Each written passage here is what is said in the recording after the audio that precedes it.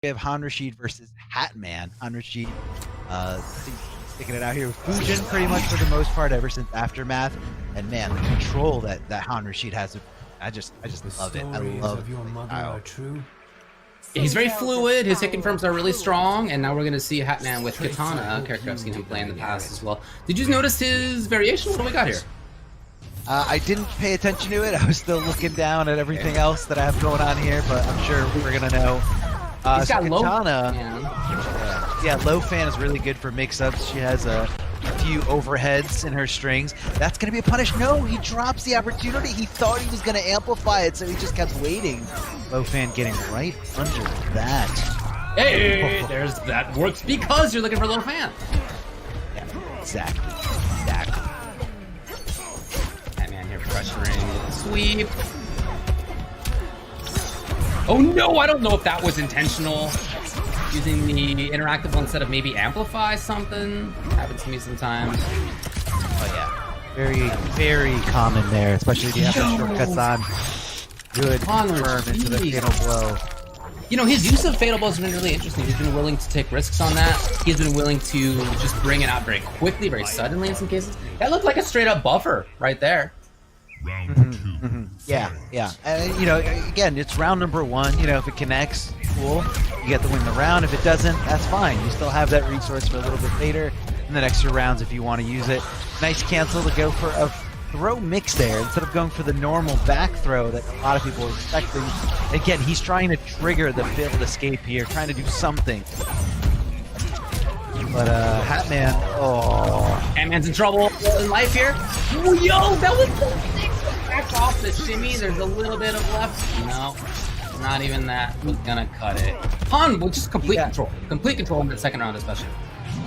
That was somebody getting shimmied like clean out of their boots, like out of their body, out of everything, and then back to where he was.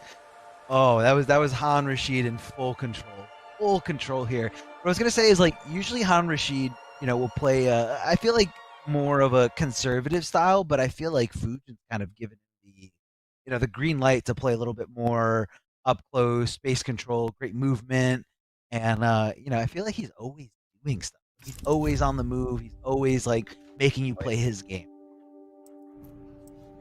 What do we got from Hatman now? Are we gonna see a switch? Shang, Slayered Hat here looks like he's gonna go to Shang. This is a character that he said that he might use as we were gonna watch.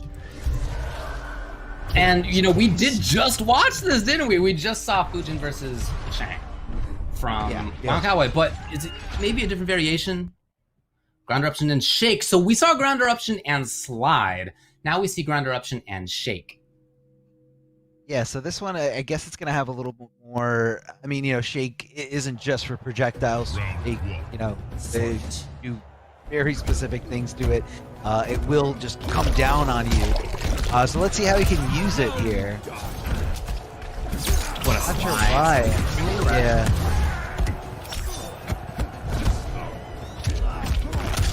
Oh, just swinging with those far-range normals, making the connection, trying to possibly go for the back throw for the corner positioning, but Rashid all over it. Unfortunately, he gets hit by some ground eruptions.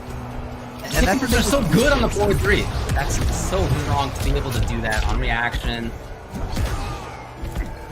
And he's in control. He's got a life lead. He's pressuring. He's got a punish. Oh, man. Pay attention to the detail there, going over to the left side, making sure that he kept his opponent in the corner. And the execution for Fujin is not easy at all. Definitely one of the higher execution characters. Takes the plus ranks here, and Han just hanging out. Pop in the corner. What an answer! He was just waiting for it seemingly, and he was right. So patient, just waiting for the opportunity. Tries not to force it, just says, I'll find it. Even with someone with a great jump in like Shang, Tsung still able to anti-air, no problem here. Ducking under the fireballs, trying to avoid as much as possible, but does get clipped there on the amplified corpse flap. And just like that, here's Han. No. Can he get there in time? He can actually on the back one. But it looks like he wasn't. Yeah, he wasn't close enough there, so he actually, you know, didn't get there in time. you don't want to get there too soon because you can't combo, but you also don't want to get there too late because you want it to combo into the actual launcher. That's playing it safe here. Straight up into grab, so close now, threatening big time, and it's just harassing again. So we did see Hatman, I think, start up Shake one time. I think at the end, near the end of that round, there was one moment where, like, I think I saw the beginning animations against the crossbow stuff, but it just didn't come out in time. And other than that, it didn't seem like there was much reason to have that. No, especially not against, a type of Fujin like Hanrachi. Look, there's other Fujin players that, rely a little bit more on the projectiles and they want to stay a little farther away from Rashid. I feel like he just loves the how smooth this character moves around that he really can't help himself. Like, he wants to go and he wants to bully you with back one, whether he's going to cancel it into something or, rarely let the entire string rock or just go for kind of, stagger pressure. Crossbow wasn't really doing anything, and Jake really never came into play. So this is a similar thing that we saw Hatman do in Winterside. He went down 0-2 to King Gambler. Picked Scorpion, Searing Rage, which I think we're seeing here as well. And he almost brought it all the way back. It was a 3-2 loss ultimately, but it was a lot stronger than the previous character that we saw. That was Jackie. This time we've seen Kitana and Shang. Neither one did the trick. Now he's going to run it on Searing Rage. Yeah, let's see. It's definitely going to be the battle of the back ones. You're going to see a lot of back ones, and the mind game for afterwards. Whereas, like, Fujin's is a little bit more, I feel like its stagger is better, where Scorpion's is more of like a hit confirm. He had 1-1 and not the combo. That could have been huge, especially for Searing Rage. Start the party really strongly.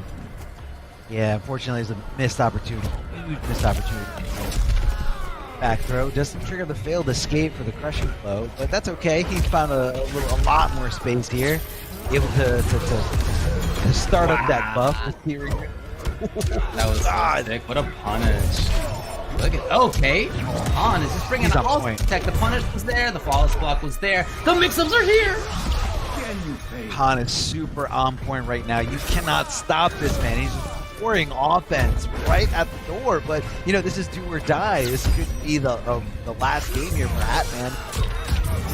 Didn't believe it on the last hit there. As Han is threatening, they're both scheming here, the tech comes. That was very needle. Okay. Yeah, very tricky. Most people don't really cancel into anything, but Fujin does have the ability to keep it not safe. Obviously, Needle by itself is definitely not safe, but you don't know if he's going to amplify it, so you don't know if he's going to call his block gap or if you're going to challenge right afterwards. And guess what? We're at match point here for Han Rashid, who's already got 2-0, having beaten the Kitana and the Shang, and he brings in the KB. Closer to the corner, but Scorpion has one teleport away. Oh, does get the punish, crushing blow. And Han Rashid isn't going to have the bar to break away from here, but unfortunately, it looks like Hatman just didn't have the offensive bar to really make that one hurt. He does have the pressure going on. Han Rashid with no bar. He just needs to rely on blocking or maybe just a late wake up. Short hop, very unsafe, but does the trick. And Han Rashid hit confirming beautifully into this fatal blow.